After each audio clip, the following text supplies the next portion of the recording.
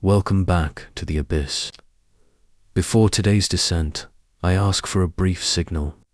If you could leave a like, a comment, and subscribe to the channel, it would make a huge difference. The algorithm is a cold and indifferent entity, but it responds to these signals. Each interaction helps bring these narratives to other minds. Your support is crucial and deeply appreciated. Now, let us begin. It started on an ordinary Wednesday while Lydia was having coffee at the kitchen counter. Her husband, Robert, rushed in, kissed her forehead, and said, "I love you," as he grabbed his keys. That's when she saw it for the first time. A shadow accompanied Robert, but it wasn't cast by light. It was a dark form that emanated from him, moving independently, gesturing. When he said, "I love you," the shadow made a dismissive gesture, like someone shooing away an annoying fly. Lydia blinked. The shadow remained. "Are you okay?" she asked. "Of course. Why?" Robert replied, and his shadow shrugged impatiently, pointing at its watch. After he left, Lydia rubbed her eyes, took 2 aspirin. Stress, certainly. Too much work at the art gallery. But when she went outside, she saw that everyone had these strange shadows. The neighbor, Karen, waved cheerfully. Beautiful day. But her shadow was hunched under an invisible weight, hands covering her face in silent despair. The mailman delivered the mail with a professional smile. His shadow picked up invisible letters and methodically tore them apart, one after another, eyes empty of any hope. At work, it was worse. Her boss, Michael, praised her for the new exhibition. "Exceptional work, Lydia. You have a bright future here." His shadow, however, was sizing her up, calculating while counting imaginary bills. "Michael," Lydia began carefully, "do you really mean that? About my work?" "Of course I do," he replied. His shadow shrugged, making the universal whatever gesture. Lydia understood the pattern. The shadows showed true intentions, unfiltered thoughts, the raw reality behind social performance. It was like watching a movie with subtitles that were too honest. During a meeting, she watched, fascinated and horrified. Colleague after colleague presented ideas enthusiastically while their shadows yawned, rolled their eyes, or made obscene gestures at each other. When her turn came to speak, she noticed everyone was looking at her strangely. "Sorry," she said. "I'm a bit distracted today." After the meeting, her assistant, Claire, pulled her aside. "Lydia, you were staring at empty space next to people during the entire meeting." "Is everything all right?" Lydia realized. Only she could see the shadows. In the following weeks, she tried to ignore them, but it was impossible. How could she not react when she saw the pediatrician's shadow looking at its watch while he pretended to carefully examine a child? How could she smile back at the supermarket cashier whose shadow was counting the minutes until death with imaginary toothpicks? The worst were the intimate conversations. During dinner, Robert talked about his day while his shadow assembled a puzzle of another life, another house, another woman. When they made love, she closed her eyes to avoid seeing his shadow, thinking about work, bills, anything except her. "We need to talk," Lydia finally said one night. "About what?" Robert asked, pouring wine. His shadow was already packing bags. "Are you happy with us?" "Of course I am. Why do you ask?" The shadow rolled its eyes so dramatically it almost seemed comical. "I just feel like there's some distance." Robert held her hand. "Everything's fine, honey. It's just work stress." His shadow dropped her shadow hand as if it burned. Lydia began warning people, subtly at first. She told Karen that maybe she should seek help for depression. She suggested to a colleague that her husband seemed distant. She could see his shadow texting another woman. She warned a friend that his new business partner seemed suspicious. The partner's shadow was sharpening knives while they smiled and shook hands. Nobody listened. Worse, they started avoiding her. "Lydia's been so negative lately," she heard Karen comment. Karen's shadow nodded vigorously.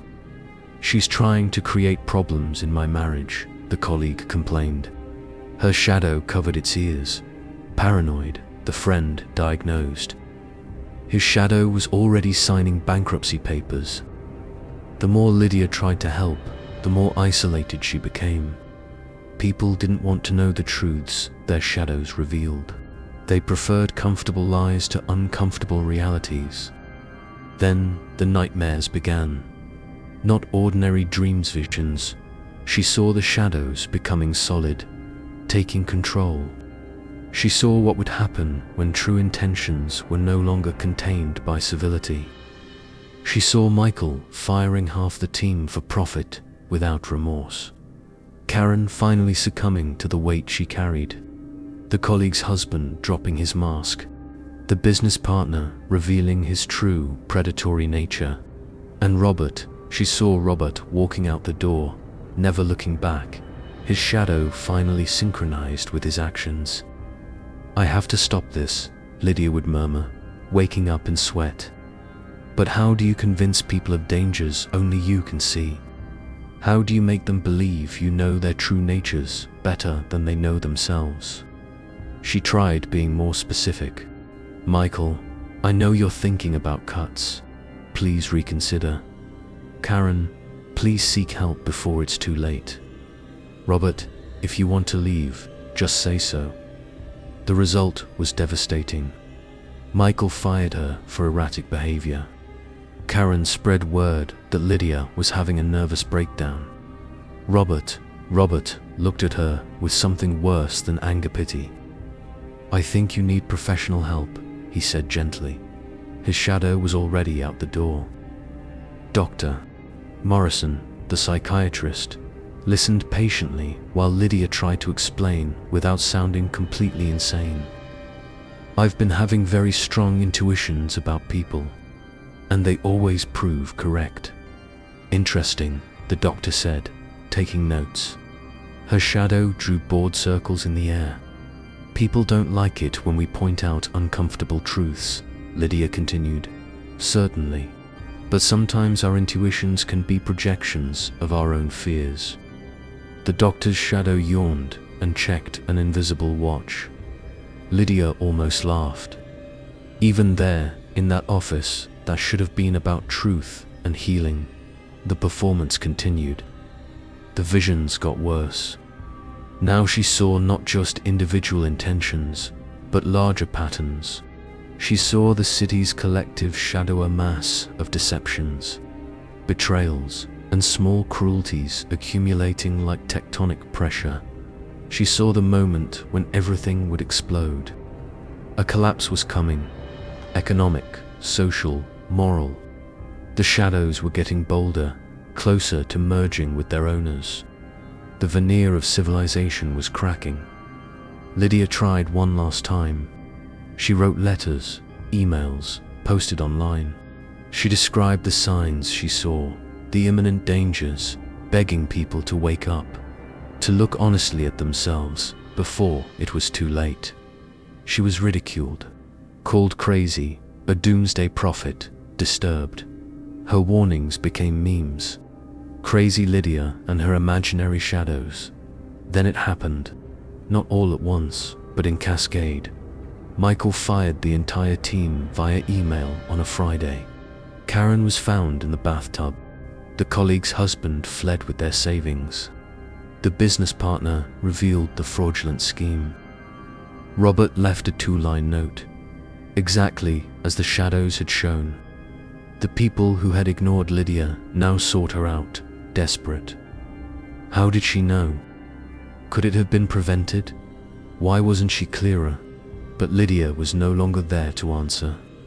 She had moved to an isolated cabin in the mountains, where the only shadows were those of trees. Except, even there, she still saw. She saw the shadows of animals, more honest, just survival and instinct. She saw her own shadow, exhausted, defeated, but still trying to form warning words that no one would hear. And sometimes, on the darkest nights, she saw other shadows approaching. Shadows without people attached. Shadows that had freed themselves when the lies that bound them finally unraveled. They gathered around her cabin, a silent audience. Not threatening, just waiting. Waiting for Lidia to understand the final truth. The shadows weren't the problem, they were symptoms. The real horror was that everyone knew, on some level, what their shadows revealed. They chose to ignore it. They chose to lie. They chose performance over authenticity. And now, with the consequences unfolding in the world below, the freed shadows sought out the only person who had tried to listen to them. Lidia opened the cabin door. The shadows entered, one by one, telling their mute stories of ignored truths and wasted warnings. She listened to them all, because someone had to listen. Someone had to witness. And when the last shadow finished its silent confession, Lidia understood her true role. It wasn't to warn nobody listens to Cassandra. It was to remember, to record, to be the memory of what happens when we choose the shadows of lies over the uncomfortable light of truth. Outside, the world continued its dance of shadows and denials. Inside the cabin, Lidia and the freed shadows kept vigil for the honesty that would never come.